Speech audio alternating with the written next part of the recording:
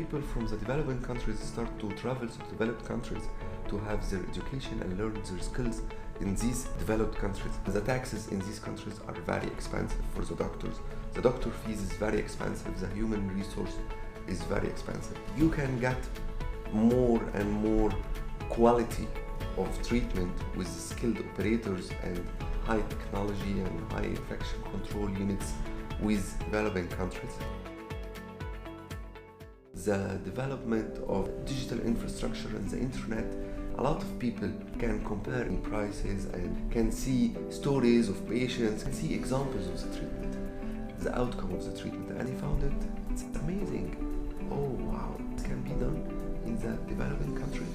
It starts with Thailand and Singapore, also in Cuba and Costa Rica, and Mexico is also developing a lot in medical tourism, and also in Lebanon, where we can find the plastic surgery and dental care.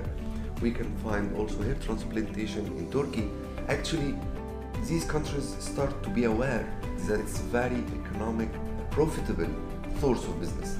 And this source of business, actually, it's very developing. We found that Turkey are ahead from us in this industry. They are making the concept of packaging. If we are taking Egypt as an example, we are now having 32 dental schools, 14 governmental schools, and the rest of them are private dental schools. We are having about 15,000 dentists a year. Actually, this amount of people have one of two choices. The first choice, they immigrate to other countries, and this is what happened in the last 10 years. But we start to change the mentality. They can produce good money, and they have to have an attractive spots that can make the skilled surgeons and skilled dentists to come to stay in their countries. So pricing, you can find the single implant with the crown, all inclusive. In America, for example, $2,500. In countries like Thailand, $1,500. In Egypt, you can find it $900. With the same implants, the same scientific degrees of the doctors in less time, and the same technology.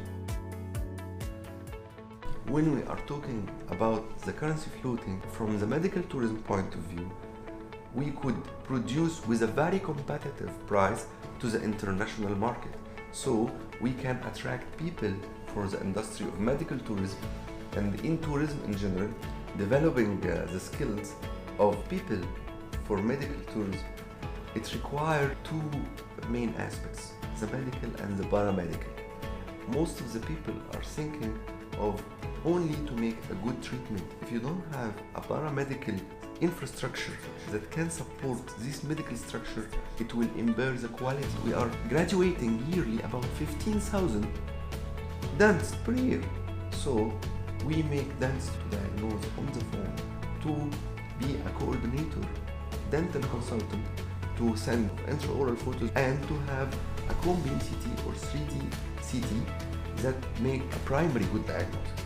In the next 5 to 10 years, the mix start to change from people from Saudi Arabia to more people from European countries to more people from Western countries. Actually, people are now moving against the flow. They are moving from the more developed countries to the developing countries, which is a new trend.